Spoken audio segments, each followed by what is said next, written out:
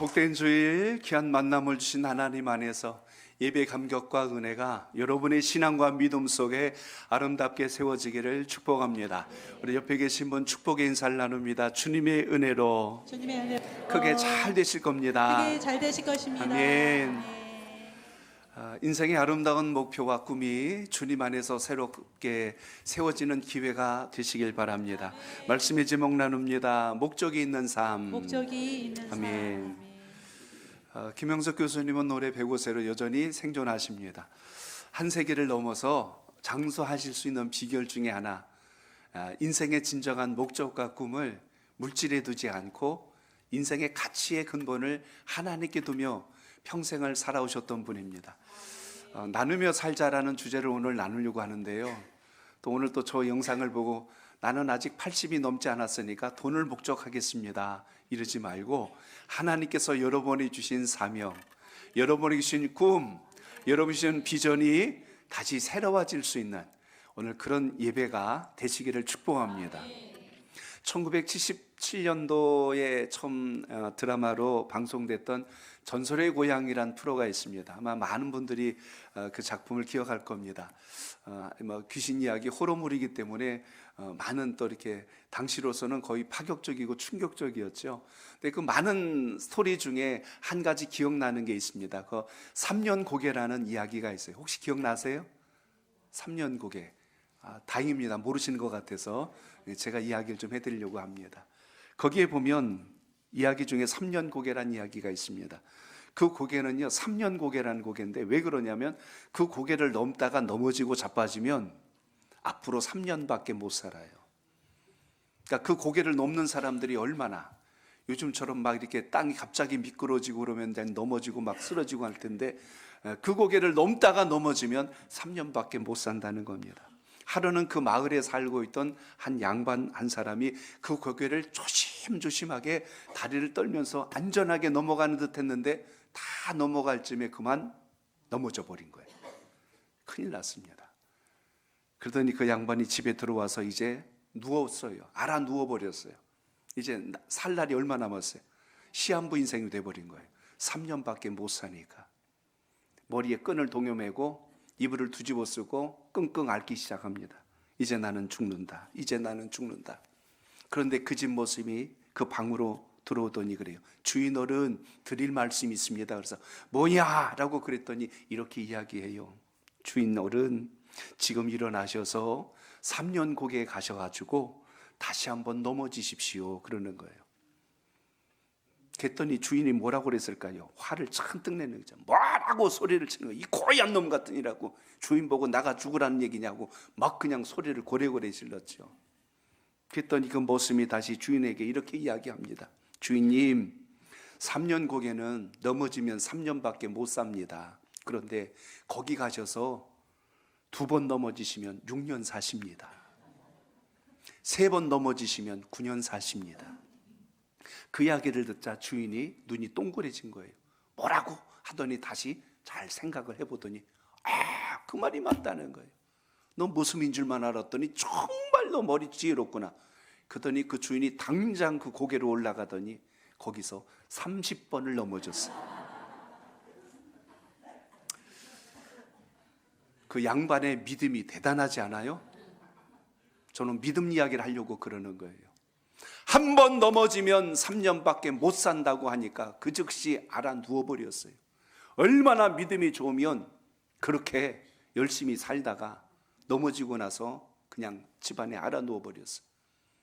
그리고 나서 한 번 더 넘어지면 3년씩 늘어난다는 걸 알고 30번을 굴렀어요. 거기서.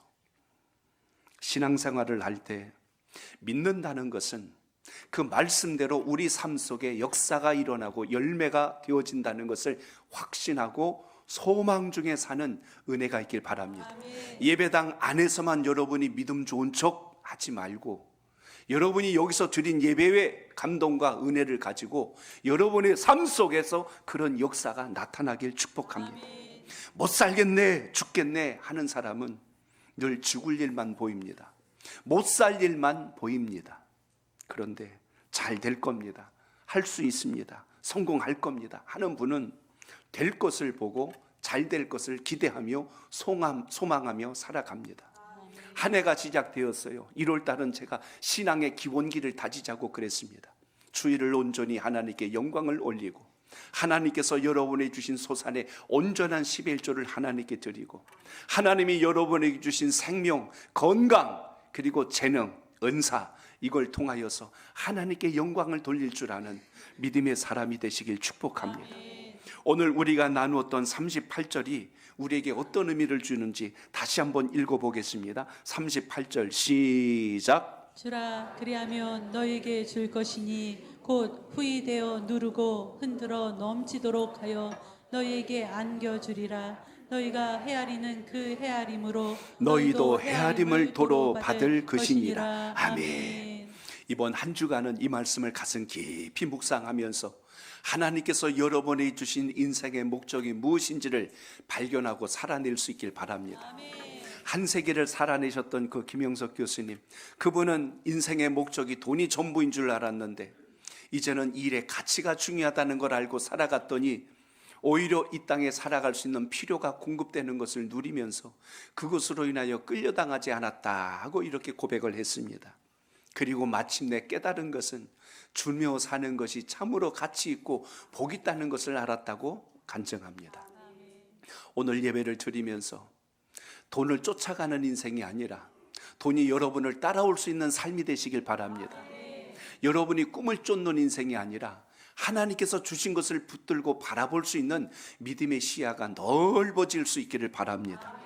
그렇기 때문에 주님께서 내게 가지고 있는 것이 무엇인지를 알기 때문에 때를 따라 공급해 주시고 그걸 누릴 수 있게 하시고 그걸 통하여 하나님의 영광을 드러내도록 우리를 붙들어 주신 것을 기억하시길 바랍니다.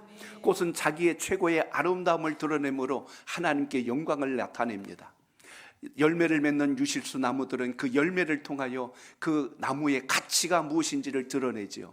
우리 인생에도 열매를 맺습니다. 어떤 사람은 이런 열매, 어떤 사람은 저런 열매. 그 열매를 보면 누구는 감동하고 누구는 가슴 아파하고 누구는 절망할 수도 있고 누구는 용기를 갖기도 합니다.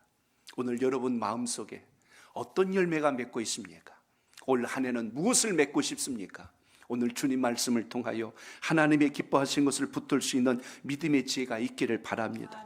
그래서 오늘 말씀 속에 보시면 하나님께서 주신 것을 가지고 너 마음속에 혼자만 묻어두지 말고 할 수만 있다면 많은 사람들에게 나누며 섬기며 베풀 줄 아는 인생관을 갖고 살도록 우리에게 말씀해 주고 있습니다. 나눌 줄 아는 것보다 오히려 더 귀한 것은 그걸 통하여서 하나님이 더 풍성한 것을 부으시고 채워주신다는 역사를 여러분 삶 속에 경험하시길 바랍니다. 참 오늘 말씀에 두렵고 떨리는 것은 마지막 끝자락에 보시면 너희가 헤아리는 그 헤아림으로 너희도 헤아림을 도로 당한다 그랬어요. 내가 계산하고 내가 판단하고 내가 저울질하고 내가 머리 굴리고 있을 때 하나님은 그거 모르실까요? 오늘 그러므로 믿음 있는 하나님의 사람들이 가져야 될 본분, 오늘 그걸 주님께서 하신 말씀을 통하여 다시 여러분의 마음판에 잘 새겨서 승리하는 신앙이 되시길 바랍니다. 예수님께서 오늘 이렇게 말씀하신 이유가 있어요. 당시에 곡물 시장에서 흔히 볼 수 있는 그 거래하는 장면을 오늘 주님은 이 본문 안에다 담아 놓았습니다. 다른 사람에게 선을 베풀고 넉넉하게 주고 풍성하게 줌으로 인하여 더 좋은 관계와 서로 덕 있는 삶을 사는 것과 반대로 인색하게 곡물을 거래하면서 되로 주되 그냥 깎고 그 다음에 덜어내고 이렇게 하면서 오히려 이윤을 더 남기려고 아둥바둥하면서 그렇게 하는 그 모습 속에서 진정 인생의 기쁨이 있었을까 하는 것을 보게 됩니다. 가끔 어느 식당에서 밥을 먹으려고 하는데 밥이 고봉이에요. 야, 여기는 밥도 풍성히 주네. 그래서 그걸 뜨려고 수저를 톡 넣는데 밑에 배가 볼록하게 올라오는 거더라고. 그러니까 그거 깔아앉히면 밥 쭉 갈았는 거예요. 눈에 보기는 좋았는데 속을 들여다보니까 그렇지는 않았어요. 신앙생활할 때 겉모습을 보면 참 최고의 믿음 있는 사람 같고 가장 혼자 다 받은 사람 같은데 만나보고 얘기해보고 교제해보고 성품을 보니까 좀 멀다는 걸 알게 될 때가 있어요. 오늘 여러분 신앙하면서 우리의 진정한 예배의 본질이 어디에 있어야 할까? 예배당 안에서만 여러분 때 빼고 광내 갖고 예쁜 모습으로 예배드린 것으로 끝나지 말고 우리의 삶에서도 삶의 예배가 하나님께 영광될 수 있기를 바랍니다. 아멘. 히브리서 13장 16절을 읽어봅니다. 아주 놀라운 예배에 대한 이야기가 나와요. 히브리서 13장 16절 시작. 오직 선을 행함과 서로 나눠주기를 잊지 말라. 하나님은 이 같은 제사를 기뻐하시느니라. 아멘. 거기 보니까 놀라운 말씀이 나오지 않아요? 어려운 이웃들에게 너희가 가지고 있는 것을 나누고 베풀어라. 하나님 앞에 와서 소나 양을 잡아 드리는 제사보다 그것을 하나님께서도 기뻐하신다. 오늘 이걸 말씀합니다. 이 의미가 뭘까요? 주회전에서 드리는 예배도 귀한데 여러분이 오늘 드린 예배를 가지고 삶 속에서 여러분이 하시는 일을 통하여 하나님의 영광을 나타내는 삶의 예배도 귀하다는 것을 잊지 않길 바랍니다. 그러니까 예배당에서만의 예배는 반쪽 예배예요. 그러니까 삶의 예배가 이어지면 그게 이제 완전한 하나님께 드려지는 예배인데 우리는 주의 전에 와서 기도하고 찬송하고 정해진 순서에 따라서 의식을 다 드리면 나는 예배 다 했다 하고 이렇게 끝나면 안 된다는 것입니다. 오늘 여러분 이 예배를 통해서 여러분의 삶이 여러분의 성품이 주님을 닮아가며 하나님의 뜻을 따라 행할 수 있는 은혜도 있기를 바랍니다. 우리 하나님은 이방신과 다르게 우리가 드리는 예배의 겉에 형식적인 것으로 끝나는 것이 아닌 우리의 삶의 본질에 대해서 강조하고 말씀한 것을 보게 됩니다. 그러므로 항상 주님의 말씀을 가슴 깊이 새겨서 오늘도 하나님을 기쁘시게 하는 은혜가 있길 바랍니다. 표면적인 신앙인이 아니라 내면 깊숙한 곳에 역사하시는 주님, 오늘 그분을 만날 때 인생의 향기가 달라질 수 있다 하는 것을 오늘 기억하시길 바랍니다. 우리가 쓰는 언어 중에 앞뒤가 조금 뒤바뀐 말 같은 게 있습니다. 어떻게 보면 오늘 38절의 시작은 모으라, 움켜줘라 이렇게 해야 될 것 같은데 주라 그리하면 너에게 줄 것이니 이렇게 시작을 해요. 주님의 말씀 속에는 좀 역설적인 표현이 많습니다. 겉으로 하신 말씀보다 그 내면에 담긴 뜻이 훨씬 더 깊다는 걸 볼 수가 있죠. 금요교회 때 제가 충청도 분 이야기를 잠깐 드렸어요. 충청도 분들은 참 언어에 해학이 있고 상당히 깊은 이야기들을 많이 나눈다 하는 것을 그 대화 속에서 제가 종종 느낄 때가 있습니다.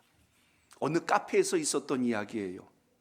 커피 아메리카노 한 잔 주세요 하고 줬는데 다른 카페보다 양이 적으니까 이 받는 분이 충청도 분이신데 이렇게 이야기하더래요. 이 집이 이거 팔아 빌딩 샀디야 그러는 거예요. 그래? 하고 모르는 사람들은 야 커피 많이 팔리나 보다. 근데 그 말뜻은 그거 아니잖아요. 이 집이 이거 팔아갖고 빌딩 샀디야.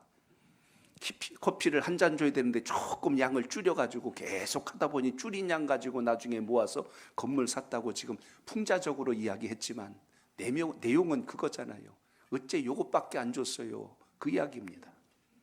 시장에 가서 콩나물을 사는데 콩나물 주인이 충청도 분이셔요. 좀 깎아주세요. 아이고 더 주세요. 자꾸 그러니까 그분이 화가 났어요. 근데 화를 안 내요. 이렇게 이야기해요. 냅둬요. 우리 집 개 갖다 줄 거니까. 우리 개나 먹이게 그러면서 그거 안 줘요. 무슨 말입니까? 아이 팔기 싫어요. 그 말인데 그렇게 말하면 그 듣는 분 기분 나쁠까 봐 말을 에둘러서 이렇게 이야기를 합니다. 오늘 주님께서 하시는 말씀들을 가만히 보니까요. 꼭 이렇게 반대로 말씀하실 때가 있어요. 받으려면 너희가 먼저 주어라. 살려면 너희가 먼저 죽어라. 너희가 높아지려면 먼저 낮아져라. 대접받고 싶느냐? 그럼 너희가 먼저 대접해라. 쉼을 얻고 싶으냐? 그럼 나의 멍에를 와서 매라. 주님은 이렇게 반대로 말씀하십니다. 근데도 그 속에 담긴 뜻은 우리가 이 땅에서 훨씬 더 윤택하고 복을 입으며 잘 사는 원리들을 말씀 속에 담고 있다는 것을 잊지 않길 바랍니다. 남에게 내어주면 내 손에 있는 게 없어지는 게 아니라 신기하고 놀라운 것은 더 풍성하게 부어주시는 하나님의 섭리가 있대요.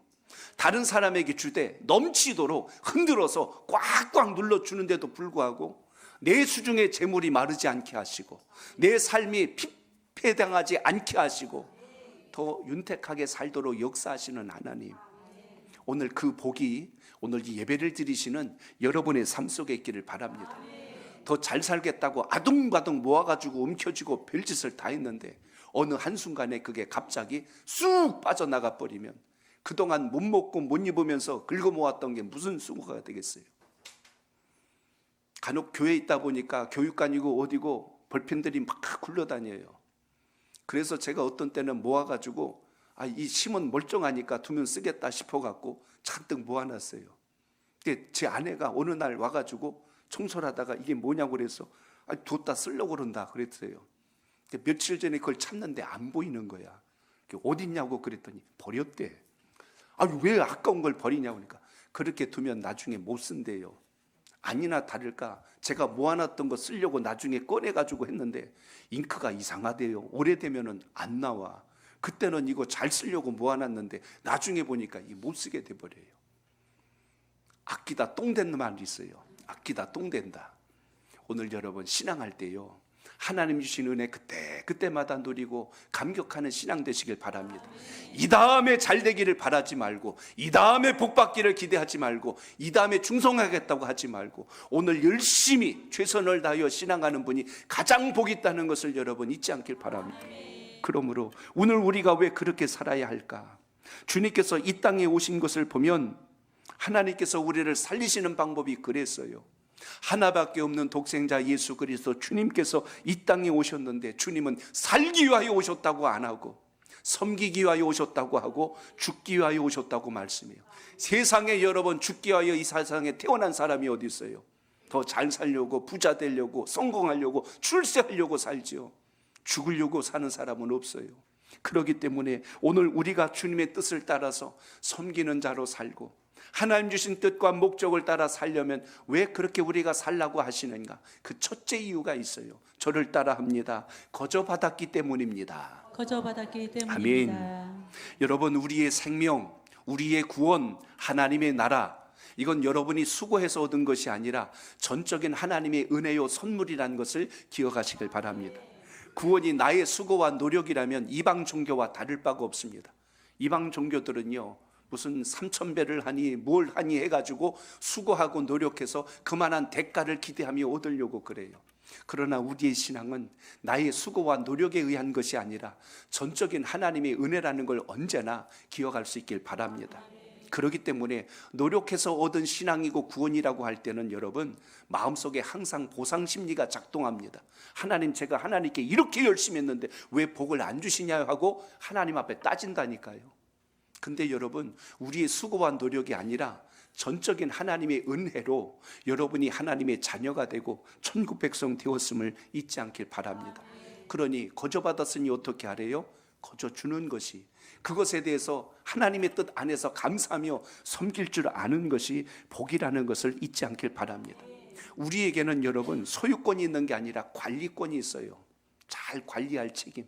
그래서 성경에서는 이수비서를 만난 우리에게 깨닫게 하는 게 뭐 청직이라고 합니다. 관리자, 잘 관리할 수 있는 하나님의 사람. 오늘 그것이 믿음의 사람의 가장 중심이라는 것을 먼저 기억하시길 바랍니다. 그러므로 기독교 정신으로 세워진 나라들은 섬기는 일, 돌아보는 일, 베푸는 것에 대해서 자랑스러워해요. 기뻐해요.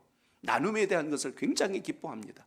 자신이 가진 재능과 은사를 가지고 누군가를 섬길 때 굉장히 자랑스러워합니다. 우리나라의 역사를 가만히 보면 거의 핍박과 압제의 연속이었어요. 일제강점기, 임진왜란, 6.25 전쟁, 항상 어려움과 고난 속에 있다 보니까 붙들지 않으면 죽을 것 같아요. 그래서 우리나라는 집회가 생긴 이래로 돈을 세도 항상 어떻게 세요? 안으로 세잖아요. 침을 발라가며 이것도 내 거, 이것도 내 거, 이것도 내 거 하면서 계속 다 내 거야, 내 거, 내 거, 내 거. 그래야 사니까. 영화나 드라마 보시면 달러 세는 거 보셨을 거예요. 어떻게 세요? 밖으로 세요. 이렇게 다 내줘요. 주는 삶. 꼭 그래서 그런 건 아니겠지만 우리의 신앙과 삶 속에서 하나님의 은혜로 다시 한 번 더 믿음의 중심을 하나님이 기뻐하시는 곳으로 옮길 수 있는 은혜가 있기를 바랍니다. 아멘. 그래, 내가 주님의 은혜로 구원받았지. 오늘 하루하루 사는 것도 하나님의 은혜지. 여러분, 여러분의 건강, 여러분의 생명 하나님이 허락하지 않으면 여러분이 아무리 좋은 음식이고 좋은 집이고 좋은 옷 입고 앉으려고 해도 소용이 없잖아요. 사람이 몸 일단 딱 아파보세요. 여러분이 오늘 입고 오신 이거 300만 원짜리 400만 원짜리 옷이 아니라 병원에서 주는 환자복 입고 앉아 있어야 되잖아요. 지금 신발들 보니까 아주 그냥 제일 비싼 신발들 다 신고 오셨는데 병원에 가면요 슬리퍼 하나밖에 못 신어요. 근데 여러분, 오늘 우리가 이렇게 건강하게 하루를 열어주셨다면, 오늘 하루 이 모든 시간은 부자나 가난한 사람 똑같이 준 시간인데 나는 어떻게 가치 있게 보낼까? 오늘 그런 마음을 가지고 하나님께 영광을 돌릴 수 있는 우리 모두가 될 수 있길 축복합니다. 건강도 재물도 여러분에게 맡겨주신 거룩한 사명의 뜻을 따라서 충성하는 자가 되시길 바랍니다. 그래서 신앙 안에서는 이런 말 하지 마세요. 이 다음에 잘할게요라는 말 하지 마세요. 이 다음에란 말을 빼고, 주님 제가 오늘부터, 주님 지금부터 열심히 주의 나라를 위해서 살겠습니다, 이런 은혜가 있기를 바랍니다. 그래서 하나님의 사람은 언제나 오늘 이 순간이 여러분의 인생을 만드는 열쇠가 됨을 잊지 말고, 우리가 주님으로부터 모든 것을 거저 받았으니 항상 하나님 안에서 감사로 살아갈 수 있는 은혜가 있길 바랍니다.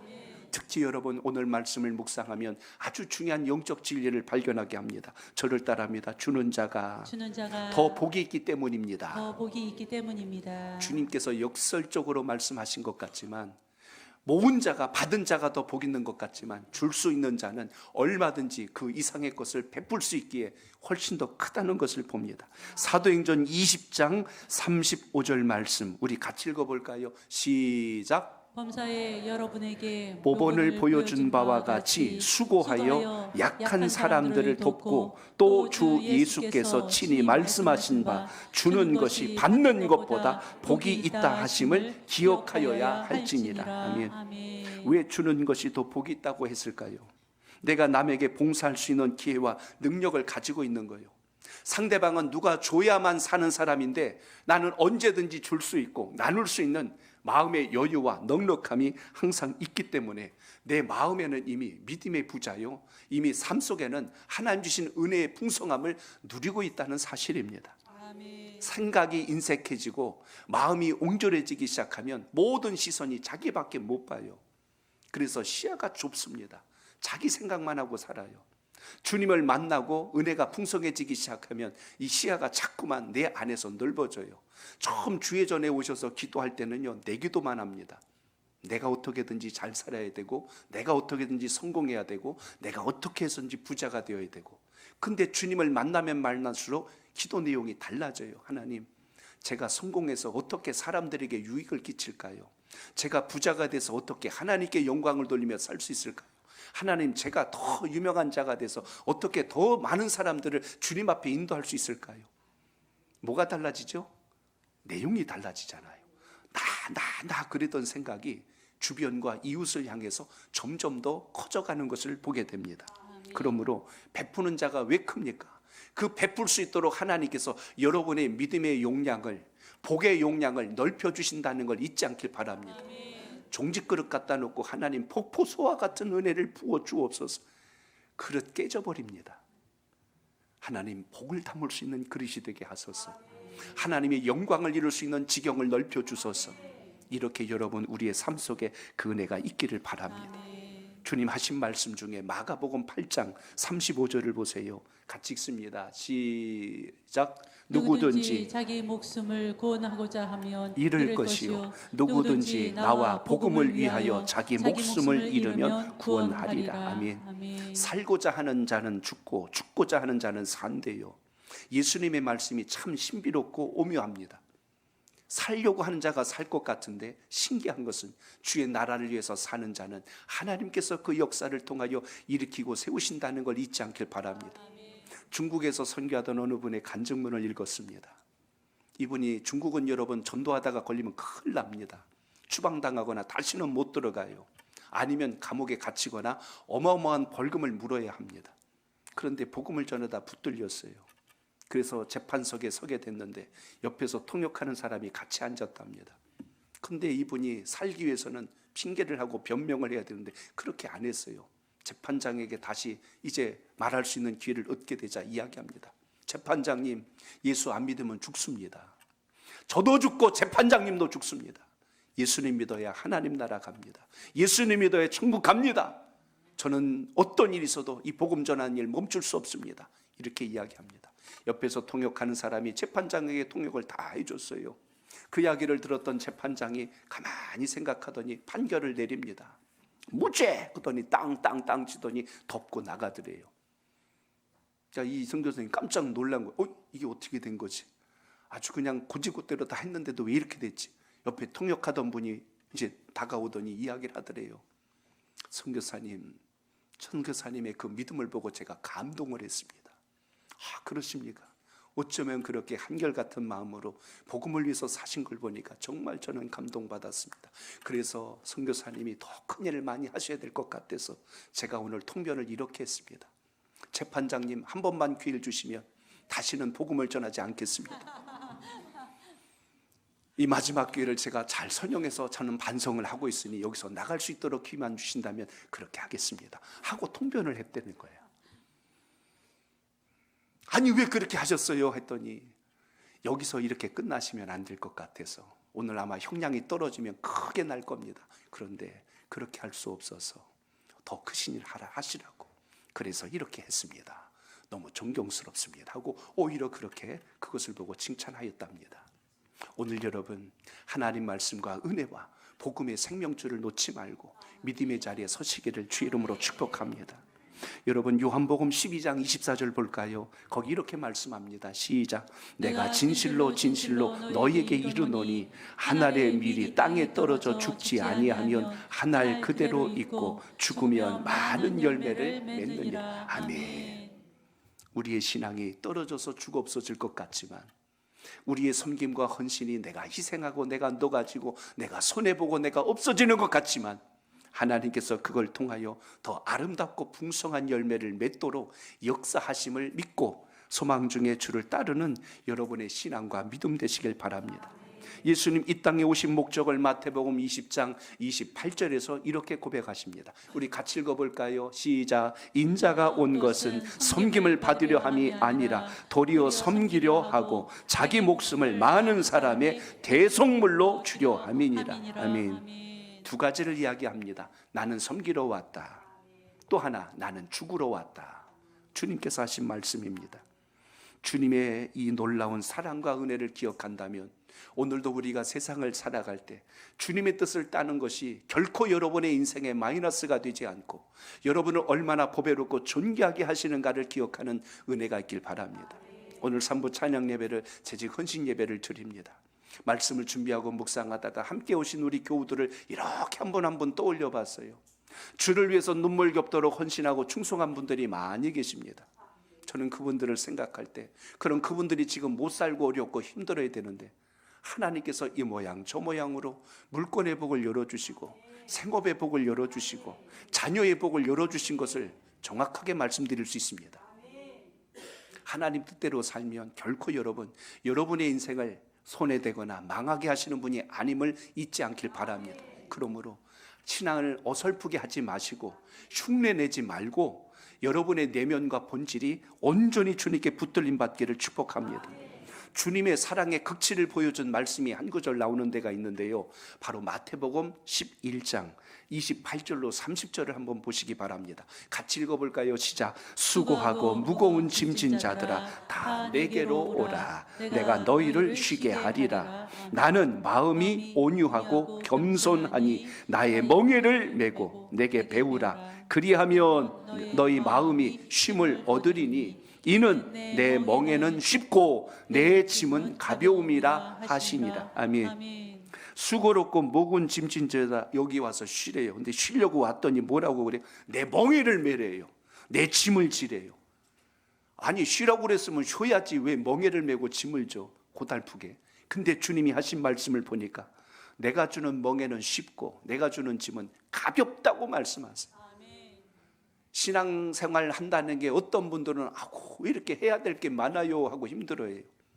새벽 예배를 드린다는 게 어떤 분에겐 짐이 될 수도 있지만 누군가에겐 그 시간이 내 영혼과 범사가 소생하는 축복의 기회가 됩니다. 은혜도 깨닫고 나면 감사가 되는데 깨닫지 못하면 그게 오히려 불만과 원망이 될 때가 많지요. 주님의 뜻을 헤아리고 알고 보니까 주님이 지어주신 멍에가 나를 무겁게 하는 게 아니라 세상이 지고 있던 것을 가볍게 해주려고 하는 주님의 놀라운 섭리라는 것을 기억하시길 바랍니다. 그러므로 신앙생활에서도 항상 여러분 주님께서 주신 방법대로 하시길 바랍니다.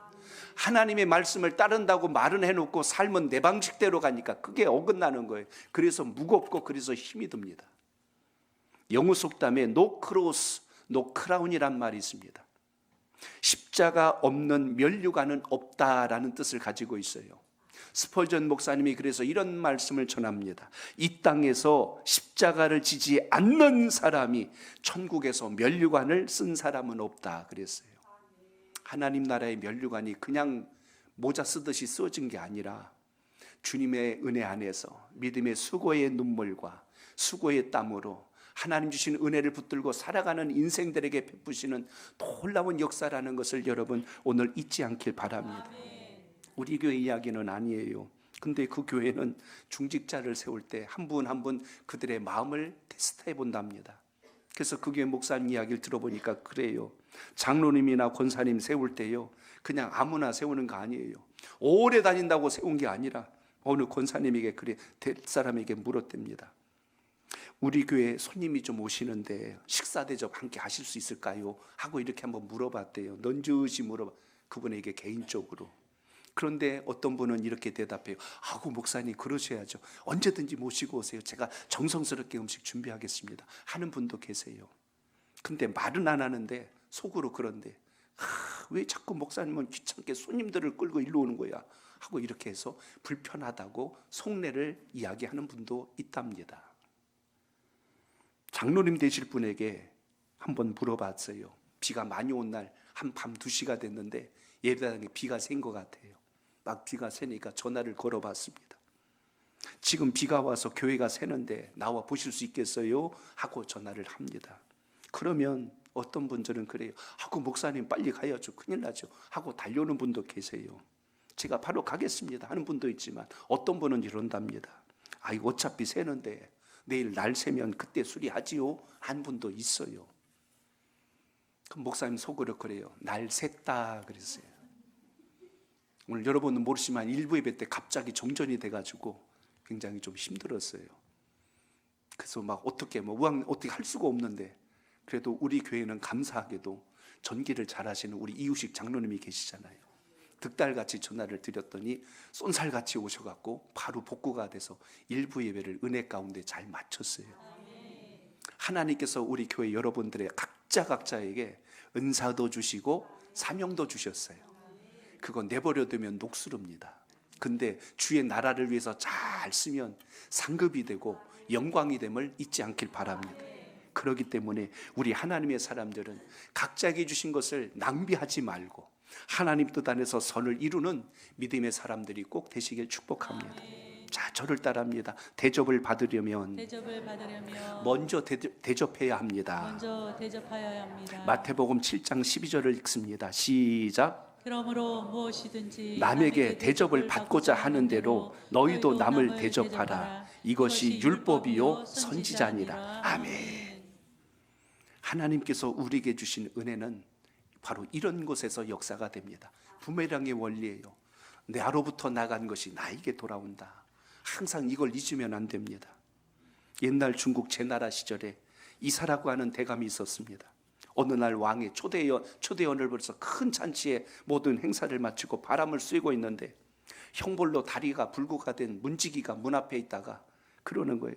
남은 술이라도 있으면 음식이라도 있으면 좀 주십시오 하고 이렇게 그 이사라고 하는 대감에게 요청을 했더니 그 대감이 뚝 쳐다보더니 쓸데없는 소리 하고 있다고 호통을 치고 나무란 거예요. 문이나 잘 지키고 있지 헛된 소리하고 앉아있다고 아주 나무랬더니 그 문지기가 마음이 너무나 상한 거예요. 너무나 불쾌했고 부끄러웠던 거예요. 그랬더니 그 마음이 곱지 않으니까 어떤 마음이 생겼겠어요. 내가 이대로 안 넘어간다. 그래서 마음에 불편한 마음을 갖고 어떻게 했냐면 그 성문 입구에다가 문 앞에다가 물을 찌꺼렸어요. 확 끼쳐버렸어요. 근데 다음날 어떤 일이 생겼냐면 왕이 지나가다가 그걸 보고 문지기를 나무라고 혼을 낸 거예요. 아니 문 잘 지키라고 했더니 누가 여기다가 일본 걸 그냥 내버려두고 그냥 이걸 이렇게 방치시켰냐고. 그것도 못 보고 뭐 했냐고 그랬더니 그 문지기가 이야기를 해요. 폐하 감히 이놈이 그곳에서 소변을 보는 자를 보았나이다. 누구냐 하고 물었더니 그래요. 저는 잘 모르겠지만 어젯밤 어둑어둑할 때 그 이사라고 하는 대감이 그 앞에서 서성거리는 걸 보았나이다 하고 이렇게 이야기를 했어요. 어찌 됐을까? 어찌 됐을까? 저희 딸 어렸을 때 이솝우화 중에 늑대와 여우라는 이야기를 읽어준 적이 있습니다. 그 글이 생각이 났어요. 동물의 왕인 사자가 중병에 걸려서 누워있어요. 동물 문명을 올라고 모든 동물들이 다 찾아왔는데 여우만 오지 않았대요. 근데 늑대하고 여우가 앙숙관계야 서로. 그러니까 늑대가 요때가 기회다 싶어가지고 그 사자 왕에게 이야기를 하는 거예요. 여우가요 오늘 오지를 않았습니다. 왕을 무시했기 때문에 그런 겁니다. 저런 것은 가만두면 안 됩니다. 엄벌을 처해 주셔야 됩니다 하고 이렇게 이야기했어요. 마음이 곱지 않으니까 이렇게 이간질을 해버리니 그 사자가 볼 때 얼마나 마음이 상했겠어요. 마침 여우가 딱 그때 도착을 했어. 그랬더니 사자가 너무 크게 노하여서 그 여우에게 혼을 냅니다. 내 이놈, 너 왜 이제 왔느냐? 이 늦게 왔다니, 이 괘씸한 것 같으니라고 하고 이렇게 벌을 내리려고 하니까 그때서야 여우가 상황을 보니까 여우가 얼마나 또 눈치가 빨라요. 저 늑대가 혓짓거리 했구나. 벌써 감을 잡은 거예요. 그 순간에 여우가 꾀를 짜낸 거예요. 폐하, 다는 뜻이 아니라 폐하의 몸이 좋지 않아서 몸에 좋은 것이 무엇이 있을지 찾다가 제가 그 답을 찾아왔나이다. 그래 뭐냐 그랬더니 저 늑대의 가죽을 벗겨서 그것을 몸에 두르고 있으면 그 병이 낫습니다.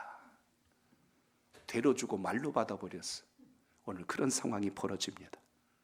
자, 저를 따라합니다. 심은 대로 거두리라. 옆에 계신 분하고 한번 인사합니다. 있을 때 잘합시다. 시작. 아멘. 그래요. 이 다음에 잘한다고 하지 말고 있을 때 잘하시고 항상 주의 사랑과 은혜로 나누는 아름다운 만남과 모임이 되시길 축복합니다.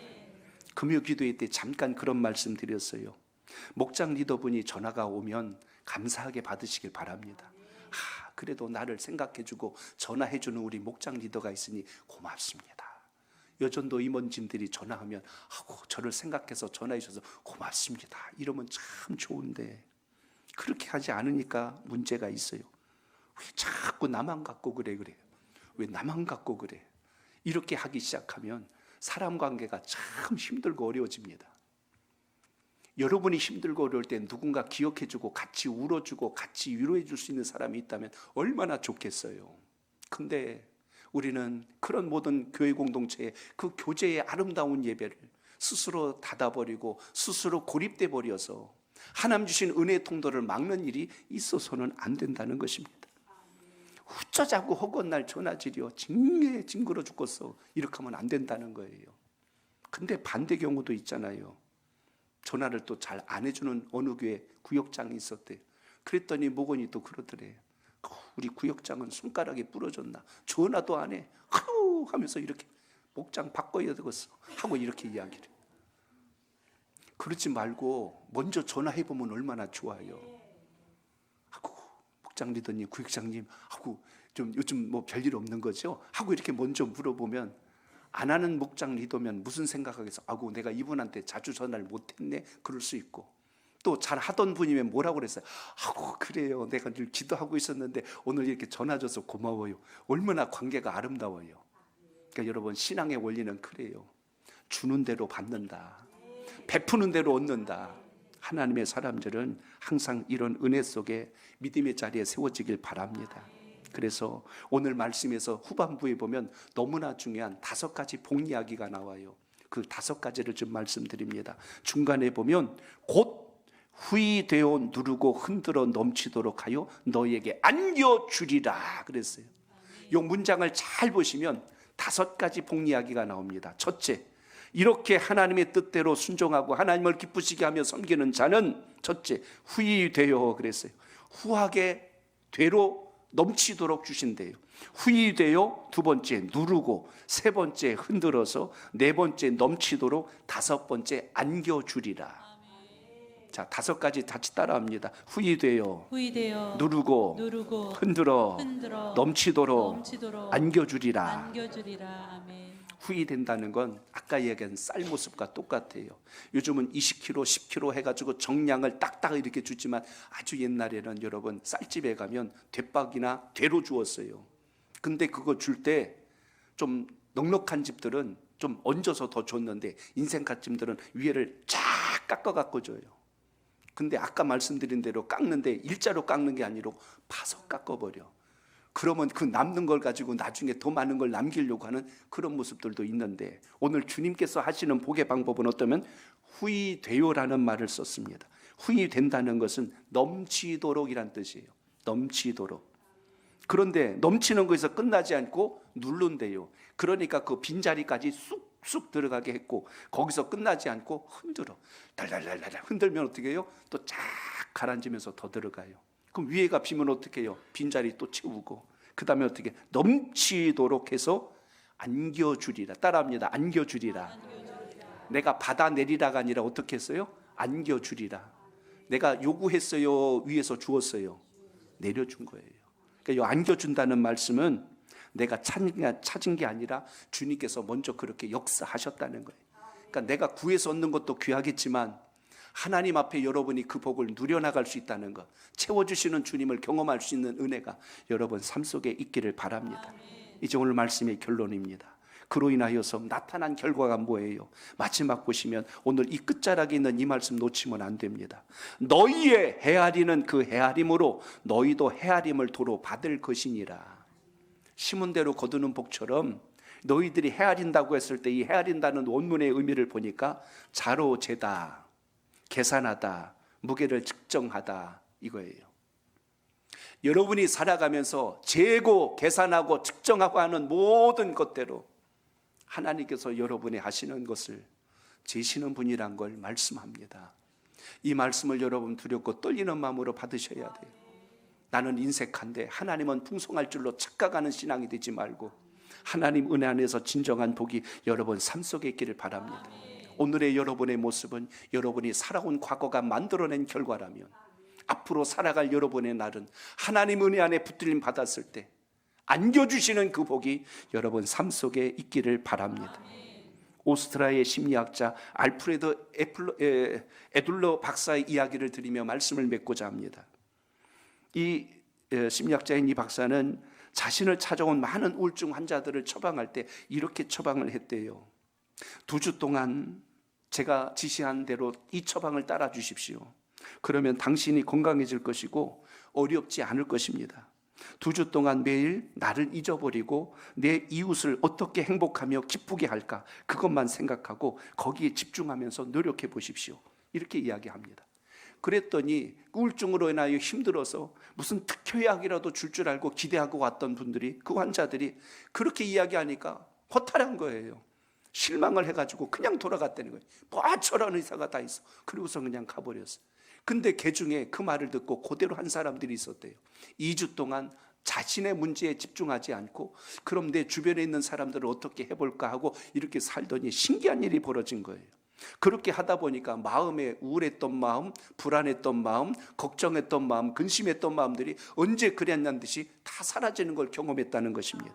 그렇기 때문에 여러분, 내 중심적인 신앙과 믿음이 아니라 하나님께서 기뻐하시는 것이 무엇인가를 보려고 하면 하나님께서 우리의 인생을 어떻게 변화시키는지, 올 한 해 여러분의 열매가 가장 싱싱하고 아름답고 복된 열매로 맺어야지 찌그렁 방탱이처럼 열매인지 아닌지도 모르게 그렇게 시들어버리는 열매가 되지 않도록 올 한 해는 주님 말씀 잘 붙드시고, 주는 것이 받는 것보다 귀하다고 복되다면, 섬기는 것이 섬김 받는 것보다 귀하다면 하나님께서 여러분에게 사명 받는 것으로 끝나지 말고 그 사명을 따라 힘을 다하고 충성하여, 직분은 여러분 계급장도 아니고 감투도 아니에요.